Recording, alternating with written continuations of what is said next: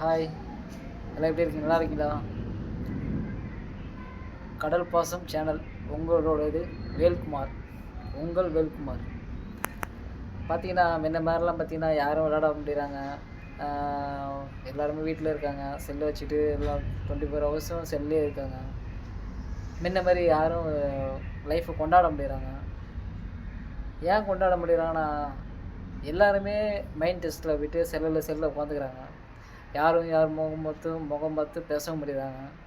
முன்ன பார்த்தீங்கன்னா கோலிக்குண்டு விளாண்டாங்க, பம்பரம் விளாண்டாங்க, ஐஸ் பாய் விளாண்டாங்க, ஏரி குச்சி விளாண்டுட்டு இருந்தாங்க.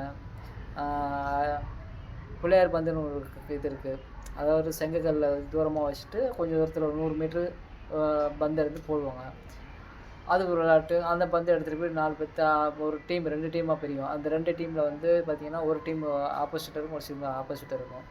அதை துரத்தி அடிக்கிறதுலாம் அவங்க யார் ஜெயிக்கிறாங்களோ போய் அந்த கல்லை போய் தொடணும். இது மாதிரிலாம் இருந்துச்சு. இப்போல்லாம் அந்த விளையாட்டு மறந்து போச்சு.